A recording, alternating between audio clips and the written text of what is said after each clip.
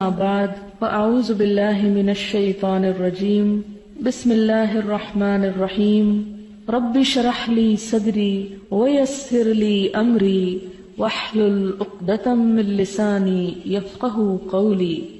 باب صلاۃ القائد، بیٹھ کے پڑھنے والے کی نماز، یعنی اگر بعد فأعوذ باللہ انہا قالت صلی رسول اللہ صلی اللہ علیہ وسلم فی بیتہ، کہ نبی صلی اللہ علیہ وسلم شاکن اور آپ بیمار امری تھے، یعنی آپ کو شکایت تھی، شاکن شاکی تھے، بیٹھ کے نماز پڑھ لی، پھر ان کو اشارہ کیا کہ بیٹھ جاؤ، یعنی امام اگر بیٹھ کے پڑھ رہا ہے تو تم بھی بیٹھ جاؤ۔ بھی آپ نے جب سلام پھیرا تو فرمایا کہ امام انہا قال فرفعوا عن الزہری عن انس بن مالک رضی اللہ عنہ قال سقط رسول اللہ صلی اللہ علیہ وسلم گھوڑے سے فخدش او فجحش، تو آپ کو خراش آ گئی، آپ کا بدن چھل گیا، دخلنا علیہ نعودہ، تو ہم آپ کے پاس آپ کی بیٹھ کے نماز پڑھ لی۔ کیا کیا؟ تم بے، کہ امام اس لیے بنایا گیا ہے کہ اس کی اقتداء کی جائے۔ فاذا کبر فکبر، تکبیر کہو، یہ نہیں کہ ابھی نماز امام نے شروع ہی نہیں کی اور تم پہلے سے اللہ اکبر کہہ لو۔ واذا رکع فرکعوا، جب وہ رکوع کو جائے تو رکوع کو جاؤ۔ واذا رفع فرفعوا، اور جب وہ رکوع سے سر اٹھائے تو سر اٹھاؤ۔ واذا قال سمع اللہ لمن حمدہ، اور جب وہ سمع اللہ ان کو اشارہ ربنا ولک الحمد، تو اس کے بعد تم ربنا ولک الحمد پڑھو۔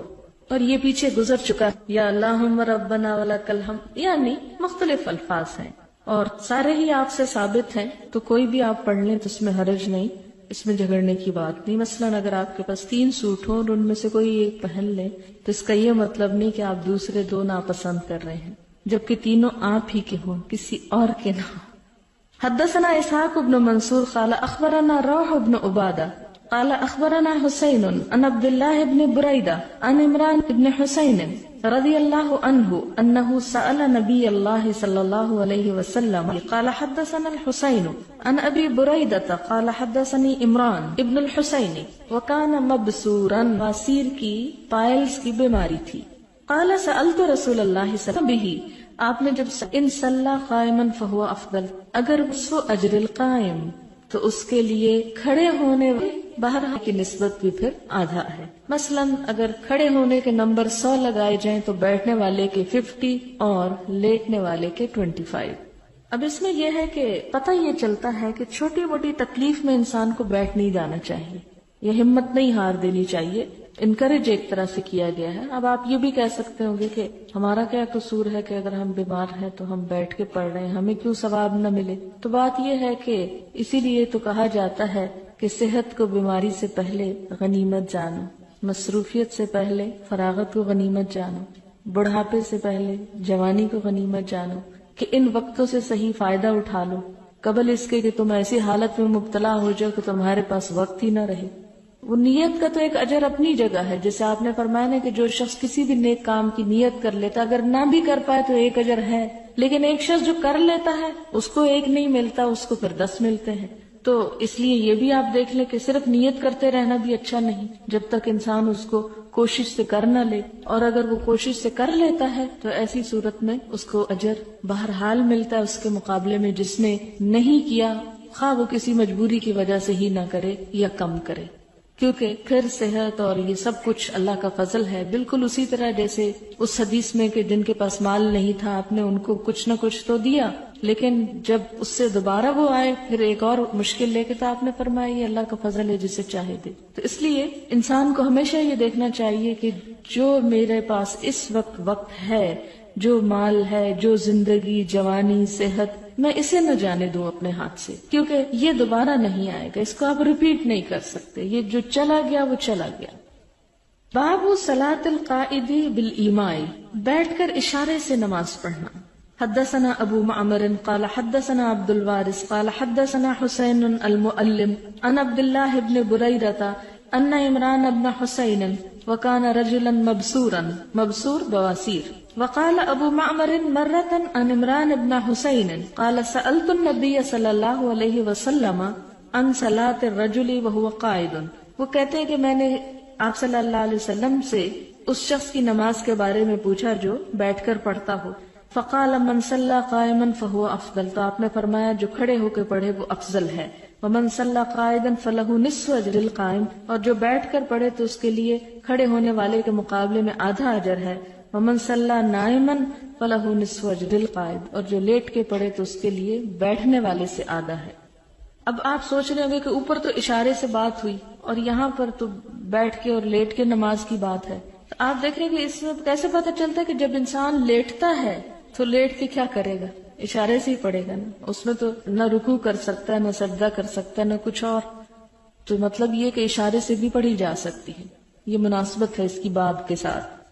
باب اذا لم يطق قائدا صلى على جنب، اگر کوئی شخص بیٹھ کے بھی نہ پڑھ سکتا ہو تو کیا کرے؟ پھر وہ اپنے پہلو پہ پڑھ لے. یعنی اگر اسٹریٹ نہیں لیٹ سکتا تو سائڈ پہ لیٹا ہوا ہے، رائٹ یا لیفٹ، تو اس صورت میں رائٹ فرفعو. تو اسی طرح جب وہ رکوع کرے لے تیسری پوزیشن پہ آ جاؤ، لیکن چھوڑو نہیں.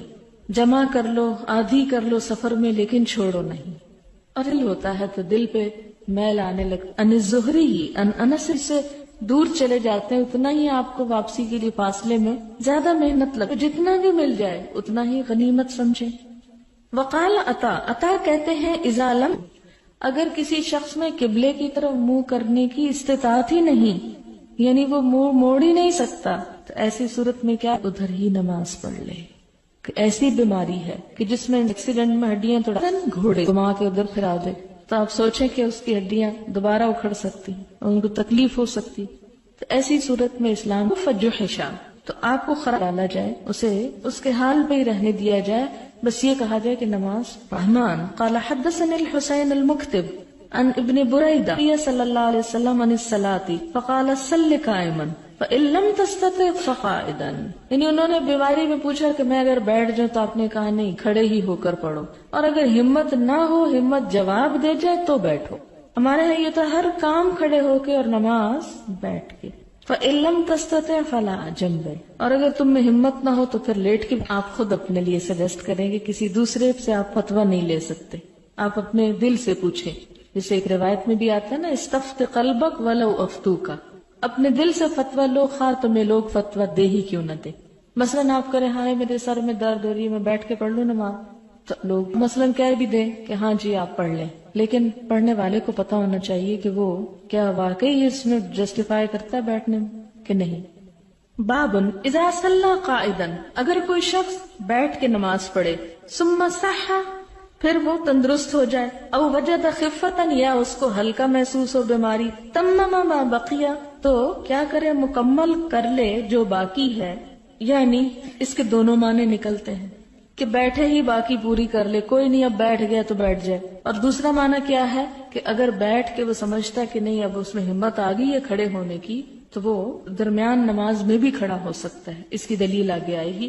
وقال الحسن، حسن کہتے ہیں ان شاء المریض، اگر چاہے مریض، صلی رکعتین قائما، کہ 2 رکعتیں کھڑے ہو کے پڑھ لے، ورکعتین قاعدا، اور 2 رکعتیں بیٹھ کے پڑھ لیں. کیونکہ بعض اوقات یہ ہوتا ہے کہ آدھی نماز انسان، یا مثلاً آپ یوں کرتے ہیں کہ جو پہلی رکعت شروع کرتے ہیں اس میں تو آپ کھڑے ہونا آسان سمجھتے ہیں، کھڑے ہو کے پڑھ لیتے ہیں، لیکن سجدے سے اٹھ کے پھر کھڑے ہونا بعض بیماریوں میں مشکل ہوتا ہے. آرتھرائٹس کی پرابلم ہوتی ہے کئی لوگوں کو، اور بڑھاپے سے جوڑ چٹکنے لگتے ہیں، تو ایسی صورت میں ان کے لیے بعضوں کا نقصان دہ بھی ہوتا ہے، بوجھ نہیں اٹھا سکتے.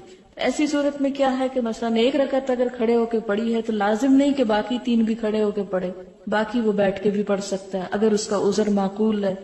یہ بھی ہو سکتا ہے کہ کوئی شخص اتنی ہمت رکھتا ہے کہ ایک کے بعد 2 دفعہ کھڑے ہو جائے مگر زیادہ نہیں کھڑا ہو سکتا، تو ایسی صورت میں 2 رکعتیں وہ کھڑے ہو کے پڑھ لے اور باقی بیٹھ کے پڑھ لے. یا اسی طرح اگر کوئی 2 بیٹھ کے پڑھ رہا تھا کہ اسے میں دخلنا علیہ نعودہ، درد ٹانگوں کی درست ہو گئی ہے، میں کھڑا ہو سکتا ہوں، تو اس میں کھڑا ہو جائے. حدثنا عبداللہ بن یوسف قال اخبرنا مالک عن ہشام بن عروہ عن ابیہ عن عائشہ رضی اللہ عنہا ام المؤمنین انہا اخبرته انہا لم تر رسول اللہ صلی اللہ علیہ وسلم یصلی صلاۃ اللیل قاعدا قط. حضرت عائشہ کہتی ہیں کہ آپ صلی اللہ علیہ وسلم نے رات کے نفل کبھی بیٹھ کے نہیں پڑھے تھے. حتی اسنہ، یہاں تک کہ آپ بہت عمر رسیدہ ہو گئے، عمر زیادہ ہو گئی. فکان یقرأ قاعدا، تو پھر آپ بیٹھ کے بھی پڑھ لیتے تھے. حتی اذا اراد یرکع، جب ارادہ کرتے کہ رکوع کرے، قام، تو کھڑے ہو جاتے. کر لیتے. اس سے ایک اور بات ہمیں پتہ چلی کہ ایک شخص مثال کے طور پر اس نے بیٹھ کے نماز شروع کی، مثلا 2 رکعت پڑھی، آپ نے سلام پھیرا، اب ہمت نہیں ہو رہی کہ آپ اٹھیں ابھی کیونکہ آپ پہلے ذرا لمبا قیام کر چکے ہیں، تو آپ اگلی نماز جو ہے وہ نفل بیٹھ کے نیت کر لیتے ہیں.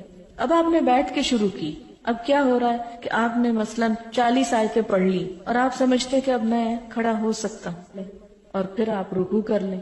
یا اسی طرح یہ ہے کہ آپ نے دیکھا ہوگا جب فیصل مسجد میں ایک سپارہ پڑھا جاتا ہے 2 رکعتوں میں، تو بعض لوگ جن کو نماز کھڑے ہو کے پڑھنے کی عادت نہیں ہوتی یا جسم بھاری ہوتا ہے تو مسلسل اتنی دیر ہو کے پڑھی ہے اور جب ٹانگیں جواب دینے لگے تو بیٹھ جائیں، اور پھر وہ دیکھیں کہ اب امام جو ہے رکوع کے قریب جانے والا ہے تو پھر دوبارہ کھڑے ہو جائیں اور تھوڑی سی کیا کیا پھر کھڑے ہو کے پڑھ کے رکوع کر لیں. تو اس بات کی اجازت ہے. ابواب تقصیر الصلاۃ نماز. مولا عمر ابن عبید اللہ عن ابی سلمہ ابن عبد الرحمن عن عائشہ ام المؤمنین رضی اللہ عنہا ان رسول اللہ صلی اللہ علیہ وسلم کان یصلی جالسا، کہ نبی صلی اللہ علیہ وسلم بیٹھ کے نماز پڑھتے، فیقرأ وہو جالس، اور بیٹھے ہوئے ہی پڑھ رہے ہوتے. فاذا بقی من قراءتی نحو من 30 و 40 آیۃ، جب آپ کی نماز میں سے 30 یا 40 وہ قائم اور وہ کھڑے ہوتے، ثم رکع ثم سجد میں کرتے تھے. دوسری رکعت یقظہ اگر میں جاگ رہی ہوتی، تحدث معی تو مجھ سے بات چیت کر لیتے، وان کنت نائمۃ استجار، دیکھتے کہ یعنی جگاتے نہیں تھے. تو اس سے کیا پتہ چلتا ہے کہ آپ خود نفل پڑھتے تھے، لیکن حضرت عائشہ وغیرہ کو اتنی نہیں تھی جتنی آپ صلی اللہ علیہ وسلم کی تھی، اور مقام اور مرتبہ اور ہر لحاظ سے. بسم اللہ الرحمن الرحیم. کتاب التہجد. باب تہجد باللیل، رات کے وقت تہجد پڑھنا. وقولہ عز وجل، اللہ تکبیر کہو، یعنی فتہجد بہ نافلۃ، نافلہ کا مطلب ہوتا ہے اور حضور صلی اللہ علیہ وسلم یعنی تیرے لیے زائد فرض ہے. حدثنا علی بن عبد اللہ قال حدثنا ابن عباس رضی اللہ عنہما قال كان النبی صلی اللہ علیہ وسلم اذا قام من اللیل یتہجد. ابن عباس کہتے ہیں کہ نبی صلی اللہ علیہ وسلم جب تہجد پڑھنے کے لیے قیام کرتے، یعنی قام یا تہجد مراد ہے، قال تو فرماتے اللہم لک الحمد، اے اللہ تیرے لیے فرفع، اور جب رکوع سے سر اڑا ہے آسمانوں اور زمین کو، ومن فیہن، اور جو ان کے اندر، لک ملک السماوات والارض ومن فیہن ولک الحمد، اور ہم تیرے ہی لیے ہے، انت اور تیرے ہی لیے ہے حمد، انت الحق تو ہی حق، ربنا اور تیرا حق ہے، والنار حق اور دوزخ برحق ہے یا آگ برحق ہے، والنبیون حق اور انبیاء برحق ہیں، ومحمد صلی اللہ علیہ وسلم حق اور محمد صلی اللہ علیہ وسلم سچے نبی ہیں، والساعۃ حق اور قیامت بھی سچ ہے، اللہم لک اسلمت، اے اللہ میں تیرے اوپر اسلام لایا یا تیرے لیے فرما بردار ہوا، وبک آمنت اور تجھ پر میں رجوع کیا، وبک خاصمت اور تیری مدد سے میں نے جھگڑا کیا، والیک حاکمت اور تیری ہی طرف اپنا فیصلہ لاتا ہوں، وما اسررت اور جو میں نے چھپا کر کیا، وما اعلمت اور جو میں نے اعلانیہ کیا آگے بڑھانے والا ہے، وانت المؤخر اور تو ہی پیچھے کرنے والا ہے، لا الہ الا انت یا اللہم ربنا ولا الہ نہیں، او لا الہ غیرک یا تیل کریم ابو امیہ، ولا حول ولا قوت الا باللہ، اور ایک دوسری روایت میں اس دعا کے آخر میں ولا حول ولا قوت الا باللہ بھی آتا ہے. قال سفیان قال سلیمان بن ابی مسلم سمعہ من طاووس ان ابن عباس رضی اللہ عنہ علیہ وسلم نے پڑھی. اس میں اللہ تعالیٰ آپ کے لیے مخصوص نہیں، خصوصاً جب آپ لوگ رمضان کی راتوں میں صبح اٹھیں، مثلاً اگر آپ کو وقت ایسا فضیلت. حدثنا اسحاق بن منصور قال اخبرنا روح حدثنا عبد الرزاق قال اخبرنا علیہ وسلم رضی اللہ عنہ صحابہ ہوئی مجھے خواہش ہوئی صلی اللہ علیہ وسلم کو سنا سکوں. وہ جایا کرتا تھا علی عہد النبی صلی اللہ علیہ وسلم، آپ صلی اللہ علیہ وسلم کے زمانے میں.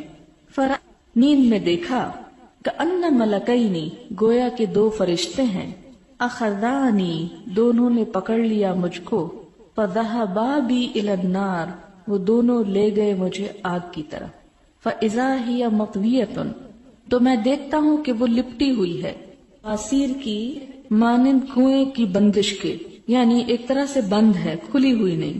وَإِذَا لَهَا قَرْنَانِ، اور اس آگ کے دو سینگ ہیں، یعنی شعلے ہوں گے بڑے بڑے. وَإِذَا فِيهَا أُنَاسٌ، اور اس میں کچھ لوگ ہیں. کہنا شروع کر دیا، یعنی وہ آگ، وہ کہتے ہیں فَلَقِيَنَا مَلَكٌ آخر، تو ملاقات کی ہم سے ایک دوسرے فرشتے نے. فَقَالَ لِي کی طرف، اب یہ تیسرا ہے جو کہتا ہے ان کو لم ترى السلام کے بارے میں قرآن پاک میں، عمر کی بیٹی، یہ عبداللہ بن عمر حضرت عمر ہی کے بیٹے ہیں. فَقَصَّتْهَا حَفْصَةُ عَلَى رسول اللہ صلی اللہ علیہ وسلم کے سامنے بیان کیا. فقال، تو انہوں نے کہا نعمر ان صلی کان یصلی من اللیل، اگر وہ رات کو نماز پڑھتے ہوں، یعنی آپ نے اس کی تعبیر کیا، رات کو تہجد پڑھا کریں. فکان بعد لا ینام من اللیل الا قلیلا، تو اس کے بعد وہ رات کو بہت کم سوئے. اور یہ کس عمر میں ان کو تلقین کی جا رہی ہے؟ جبکہ وہ ایک نوجوان انسان تھے. ہم باب طول السجود فی قیام اللیل،